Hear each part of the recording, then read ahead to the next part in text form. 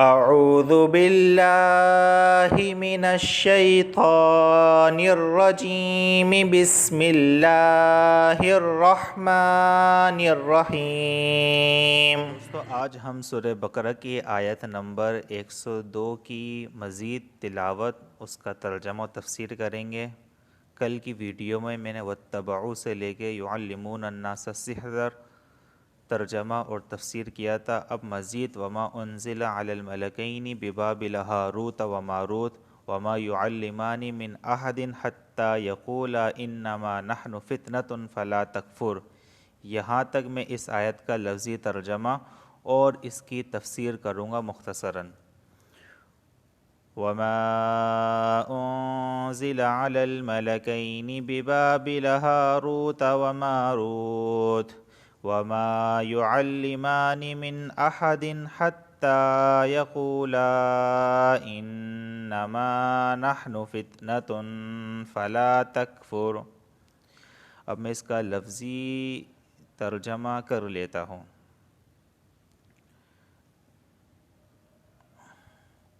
وما کا ترجمہ ہے اور جو، انزلہ نازل کیا گیا، علی کا ترجمہ ہے پر، الملکینی دو فرشتے، ببابلا بابل میں، یعنی بابل ایک شہر کا نام ہے، ہاروت و ماروت اور ماروت، ہاروت اور ماروت دو فرشتوں کے نام ہیں۔ وما یعلمانی اور وہ نہ سکھاتے، یعنی ہاروت اور ماروت نہ سکھاتے، من احدین کسی کو، حتیٰ یہاں تک، یقولا وہ دونوں کہتے، انما نحن بلا شبہ ہم، یعنی ہم، فتنۃ آزمائش ہیں، فلا پس نہ کر، تکفر تو کفر۔ یہ اس آیت کا یہاں تک کا میں نے اس کا لفظی ترجمہ کر دیا ہے۔ اب میں اس کا بامحاورہ ترجمہ کر لیتا ہوں۔ اور انہوں نے اس کا بھی اتباع کیا جو نازل ہوا دو فرشتوں پر بابل میں۔ یہ دو فرشتے ہاروت اور ماروت تھے، اور یہ دونوں نہیں سکھاتے تھے کسی کو جب تک یوں نہ کہہ دیتے کہ ہمارا وجود ایک فتنہ ہے، لہٰذا تو کفر اختیار نہ کر۔ دوستو اس آیت کریمہ کے اندر اب ایک واقعہ ذکر کیا جا رہا ہے کہ عراق کا ایک شہر تھا بابل، وہاں پر جادو وغیرہ عروج پر تھا، تو بہت سارے لوگ آس پاس کے پوری دنیا کے لوگ وہاں کے بابل شہر کے رہنے والوں کو مقدس سمجھتے تھے کہ انہیں بہت زبردست جادو آتا ہے، یہ اللہ کے پسندیدہ اور مقدس بندے ہیں۔ تو یہ ایک آزمائش اور فتنہ تھی، اور لوگ گمراہ ہو رہے تھے، اس جادو کے ذریعے دوسروں کو نقصان پہنچا رہے تھے، اپنے فائدے کے لیے دوسروں کو ضرر پہنچاتے تھے۔ اللہ تعالیٰ معجزہ اور جادو کے اندر فرق بتانا چاہتے تھے، اس لیے اللہ تعالیٰ نے دو فرشتے ہاروت اور ماروت کو وہاں پر بھیج دیا۔ اب ان ہاروت اور ماروت نے اپنا کام شروع کر دیا، لوگ ان کے پاس آتے جاتے رہے اور لوگ کہتے رہے کہ دیکھیں آپ ہمیں بھی یہ جادو سکھا دیں۔ تو یہ ہاروت اور ماروت سب سے پہلے یہ کہتے تھے کہ دیکھو ہمارا جو وجود ہے نا یہ فتنہ ہے، اللہ تعالیٰ نے ہمیں آپ لوگوں کی آزمائش کے لیے بھیجا ہے، یہ دیکھنا چاہتے ہیں کہ کون اپنے ایمان پر چلتا ہے، کون اپنے ایمان کی حفاظت کرتا ہے اور شر سے بچتا ہے، اور کون اپنے ایمان کو برباد کرتا ہے اور شر کو اختیار کرتا ہے۔ لہٰذا ہم صرف معجزہ اور جادو میں فرق بتانے کے لیے آئے ہیں، ہم آپ کو یہ جادو سکھا دیں گے لیکن اسے کسی غلط مقصد کے لیے استعمال نہ کرنا۔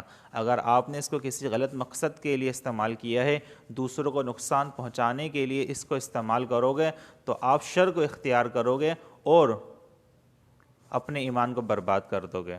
یہی اس آیت کی مختصر تفسیر ہے۔ اب دوستو میں یہاں پر کل والی دوبارہ سے اپنی بات کو کمپلیٹ کرنا چاہتا ہوں کہ معاشرے کے اندر سب لوگوں نے آستانے کھولے ہوئے ہیں۔ کوئی کہتا ہے کہ میں دو محبت کرنے والوں کے درمیان جو ہے نا ان کی شادی کرا دوں گا، میں کسی کا کاروبار چمکا دوں گا، اور میں کسی کے درمیان طلاق کرا دوں گا، میں یہ کرا دوں گا، میں وہ کرا دوں گا۔ گویا کہ یہ آستانوں میں بیٹھے ہوئے بابا لوگ کہتے ہیں کہ ہم جیسے کہ ہر چیز پر قادر ہیں، ہم کچھ بھی کر سکتے ہیں۔ یہ اگر کچھ کرنے والے ہوتے سب سے پہلے یہ لوگ اپنی خود کی حالت ٹھیک کر لیں۔ یہ اتنے گندے ہوتے ہیں، اتنے گندے ہوتے ہیں کہ ان کا کوئی ایمان نہیں ہوتا۔ یہ شیاطین کو خوش کرنے کے لیے نا گوبر کھاتے ہیں، گوبر 1-2 کلو مشہور ہے ان لوگوں کا یہاں کہ یہ گوبر کھاتے ہیں، گندگی کھاتے ہیں، کیونکہ شیاطین گندگیوں کو پسند کرتے ہیں اور اس شخص کے پاس جاتے ہیں جو گندگی کے اندر رہتے ہیں۔ بہت سارے ایسے آستانے موجود ہیں جنہوں نے اپنے آستانوں کے اندر گندگی رکھی ہوئی ہوتی ہے، اور میں ایسے بھی بہت سارے عاملوں کو جانتا ہوں جو 2 نمبر ہیں اور وہ گندگیاں کھاتے ہیں یہ سوچ کر کہ شیاطین ہمارے پاس آ جائیں گے۔ الٹی سیدھی حرکتیں کرتے ہیں، وہ ایسے ایسے کام کرتے ہیں جس کی وجہ سے شیاطین خوش ہوں۔ ہمارے ایک جاننے والے تھے، ان کو کینسر کی بیماری ہو گئی، وہ کسی عامل کے پاس گئے، عامل نے کہا کہ دیکھو تمہیں کینسر کی بیماری ٹھیک ہو جائے گی، تم ایک بکری لے کر آؤ، اس کو اپنے گھر میں رکھو اور اس کو کچھ کھلانا نہ پلانا۔ وہ صاحب پاگل تھے، دین سے دور تھے، اور انہوں نے ایسے ہی کیا۔ وہ بیچاری بکری 24 گھنٹے چیخ چیخ چیخ، بھوک پیاس کی وجہ سے چیخ چیخ کر مر گئی۔ تو یہ کام وہ اس لیے کراتے ہیں کہ جب جانوروں کو تکلیف پہنچے گی یا کسی انسان کو تکلیف پہنچے گی تو اس سے جو ہے نا اللہ تعالیٰ ناراض ہوتے ہیں اور شیاطین خوش ہوتے ہیں۔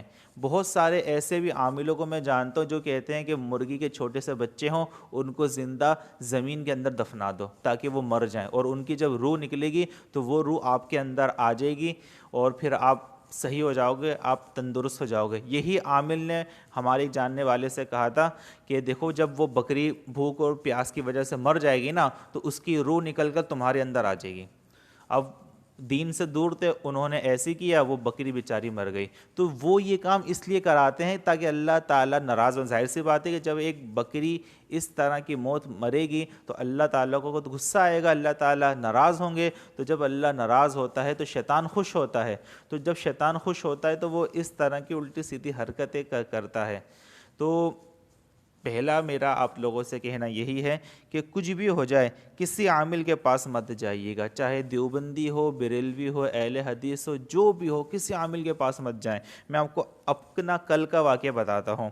ایک بچہ ہے ہمارے مدرسے کا، اس کا گھرانہ بہت اچھا ہے، بہت اچھی فیملی ہے، گھر کے سارے بچے بہت اچھے ہیں، فرما بردار ہیں، نیک ہیں۔ لیکن ایک دوسرا بچہ ہے، وہ بیچارہ جو ہے نا وہ اتنا بگڑ گیا ہے، اس پر شیطان اتنا حاوی ہو گیا کہ وہ کسی کی نہیں سنتا، اپنے ماں باپ سے بدتمیزی کر جاتا ہے، اپنا دادا چاچا وغیرہ سب سے بدتمیزی کر جاتا ہے، ایسی گندی گندی باتیں بول دیتا ہے کہ اللہ معاف کرے، بالکل لحاظ نہیں ہے۔ اس کو سمجھا لیا لیکن پھر بھی اس پہ شیطان حاوی ہو جاتا ہے۔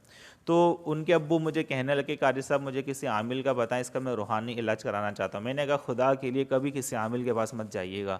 اگر کسی عامل کے پاس گئے، شیاطین دیکھ لیں گے کہ اس بندے کا ایمان کمزور ہے تبھی یہ آستانے گیا ہے، تو پھر وہ اور زیادہ آپ کے بچے کو ساتھ نا اس طرح کی حرکتیں کریں گے۔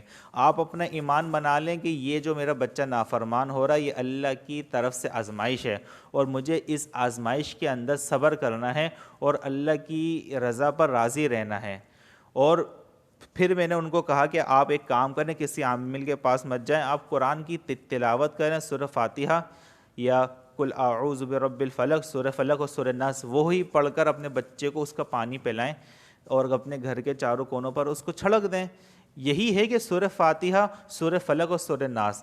اگر آپ کو ایسا لگتا ہے کہ شیاطین ہمارے بچے پر آتے ہیں اور وہ اسے نافرمانی کرواتے ہیں تو آپ یہ کام کر لیں۔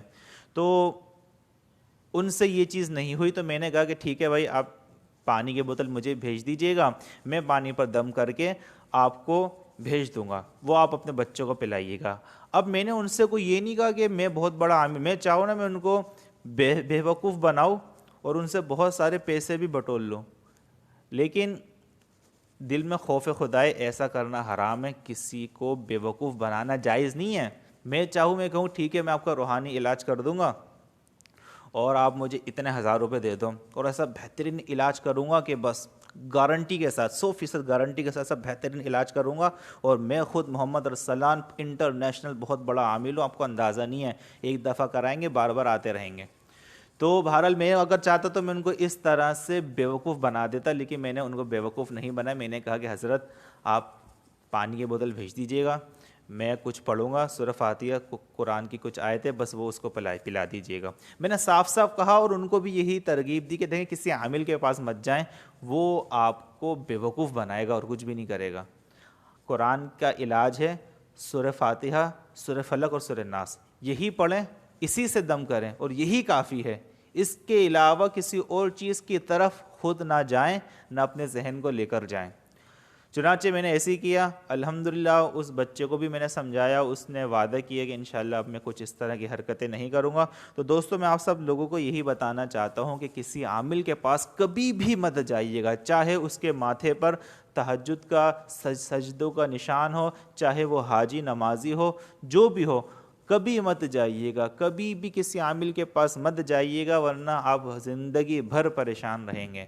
ان عاملوں کی ایک حقیقت اور بتا دو کہ بعض اچھے عامل، نیک صالح بھی عامل ہوتے ہیں، نیک صالح نمازی اور اچھے عامل ہوتے ہیں، لیکن وہ کثرت سے وظائف پڑھنے کی وجہ سے ان کا دماغ خراب ہو جاتا ہے۔ بھائی ظاہر سی بات ہے، جب ایک بندہ 10 لاکھ دفعہ کوئی وظیفہ پڑھتا ہے تو اس کا دماغ خراب ہو جاتا ہے۔ مثال کے طور پر ایک بندہ 18 گھنٹے بھاگ رہا ہے، 18 گھنٹے بھاگنے کی وجہ سے اس کی ٹانگیں خراب ہوں گی نہیں ہوں گی؟ بھائی ظاہر سی بات ہے ٹانگیں خراب ہوں گی۔ کوئی بندہ مسلسل اب 24 گھنٹے اپنے آپ کو پڑھائی میں لگا رہا ہے، تو 24 گھنٹے پڑھائی میں لگانے کی وجہ سے اس کا دماغ اچھا ہوگا یا خراب ہوگا؟ ظاہر سی بات ہے خراب ہوگا۔ تو اسی طرح یہ لوگ پوری رات جاگ کے 10 لاکھ دفعہ وظیفہ پڑھتے ہیں، یہ پاگل ہو جاتے ہیں۔ تو ان کو عجیب و غریب سی کچھ چیزیں دکھائی دینے لگتی ہیں، اور یہ سمجھتے ہیں کہ ہمیں نا موکلات مل گئے، یعنی ہمیں موکل مل گئے، ہمیں جنات مل گئے۔ جنات نہیں ہوتے، یہ پاگل اور نفسیاتی ہو جاتے ہیں۔ پاگل اور نفسیاتی ہونے کو یہ سمجھتے ہیں کہ ہمیں جنات مل گئے۔ آپ نے حقیقی پاگل کو دیکھا ہوگا کہ وہ دیوار کی طرف منہ کر کے باتیں کر رہا ہوتا ہے، وہ یہ سمجھ رہا ہوتا ہے کہ دیوار کے پاس کوئی شخص کھڑا ہوا ہے جو میری باتیں سن رہا ہے اور میں اس کو اپنی باتیں سنا رہا ہوں، حالانکہ حقیقت میں دیوار کی طرف کوئی بھی شخص نہیں ہوتا، بس وہ اس پاگل کا وہم ہوتا ہے کہ کوئی ہے جس کو میں کہہ رہا ہوں اور وہ میری باتیں سن رہا ہے۔ تو اسی طرح یہ جو نیک صالح عامل ہوتے ہیں نا، یہ اگرچہ متقی پرہیزگار ہوتے ہیں، نیک ہوتے ہیں، لیکن وظائف کی کثرت کی وجہ سے ان کا دماغ خراب ہو جاتا ہے، اور ان کو عجیب و غریب سی چیزیں خود سے دکھائی دے رہی ہوتی ہیں، اور یہ سمجھتے ہیں کہ یہ ہمارے جنات ہیں۔ وہ جنات نہیں ہوتے، وہ ان کا دماغ خراب ہوتا ہے، جس کی وجہ سے انہیں اس طرح کی الٹی سیدھی چیزیں نظر آتی ہیں۔ ایک چیز کی اور وضاحت کر دوں، دیکھیں آپ اپنی حلیے بگاڑ لیں، آپ اپنا حلیے بگاڑ لیں، اپنے کپڑے پھاڑ دیں، سر کے بال بکھیر دیں، ایک آدھ جگہ سے خون نکال دیں، اور کسی بھی عامل کے پاس اس بندے کو لے جائیں یا خود چلے جائیں اور کہیں کہ ہمارے اوپر نا کچھ ہے، یقین جانے وہ عامل بول لے گا کہ ہاں تمہارے اوپر نا ایک نہیں 10-12 جنات ہیں۔ وہ ڈائریکٹ سے یہ بول دے گا، حالانکہ آپ ایکٹنگ کر رہے ہیں، لیکن وہ آپ کی حالت کو دیکھ کے بول دے گا ہاں مجھے نظر آ گئے، یہ ایک ہندو جنات ہے، ایک عیسائی ہے، ایک سکھ ہے، اور ایک یہودی جنات ہے جو آپ کے اوپر چڑھ گیا ہے، اور آپ اب اس طرح سے کریں، انشاءاللہ یہ سارے جنات بھاگ جائیں گے۔ آپ اس طرح کر کے دیکھیں، یقین جانے جتنے بھی آستانے والے ہیں نا، چاہے وہ نیکی کیوں نہ، وہ آپ کی حالت کو دیکھ کر بولیں گے کہ ہاں آپ پر جنات ہیں، حالانکہ آپ ایکٹنگ کر رہے ہوں گے۔ تو میری گزارش یہ ہے کہ کبھی بھی ان عاملوں کے پاس مت جائیے گا، کبھی بھی، ورنہ زندگی بھر پریشان رہیں گے۔ آخر میں ایک بات کہتے ہیں، بات کو میں ختم کرتا ہوں کہ ہماری سب سے بڑی دولت ہے ایمان، اور ہمارا سب سے بڑا دشمن ہے شیطان۔ شیطان کا مقصد کیا ہے؟ مسلمان کے ایمان کو کمزور کرنا اور اسے دوزخ کی آگ کا مستحق بنانا۔ تو شیطان ہمارے ایمان کو کمزور اس طرح کرتا ہے کہ ہمارا ایمان اللہ کی ذات سے ہٹا دیتا ہے۔ ہمارا ایمان کس طرف لے جاتا ہے کہ جادو سے ہوتا ہے، جادو سے کچھ بھی ہو سکتا ہے، کسی کے ساتھ کچھ بھی کرا سکتے ہیں، اور کوئی ہمارے ساتھ کچھ بھی کرا سکتا ہے۔ بھائی جب یہ سوچ بن جائے گی تو پھر اللہ کہاں گیا؟ اللہ کی تقدیر کہاں گئی؟ اللہ کے فیصلے کہاں گئے؟ اللہ کی قوت کہاں گئی؟ بھائی جو ہوتا ہے اللہ کے حکم سے ہوتا ہے۔ آپ اپنا ایمان بنا لیں کہ کسی کا باپ ہمارا کچھ نہیں بگاڑ سکتا جب تک اللہ تعالیٰ نہ چاہیں۔ اللہ کی رضا، اللہ کی مرضی ہوگی تو میرے ساتھ کچھ اچھا یا برا ہوگا، جب تک اللہ کی مرضی نہیں ہے میرے ساتھ کچھ بھی نہیں ہوگا۔ ہمارا سب سے بڑا ایمان، پھر سے کہہ رہا ہوں، اللہ کی ذات ہونی چاہیے کہ جو ہوتا ہے اللہ کے حکم سے ہوتا ہے، اللہ کے حکم کے بغیر کچھ نہیں ہوتا۔ پھر کہہ رہا ہوں کہ جو ہوتا ہے اللہ کے حکم سے ہوتا ہے، اللہ کے حکم کے بغیر کوئی ہمارا کچھ نہیں بگاڑ سکتا۔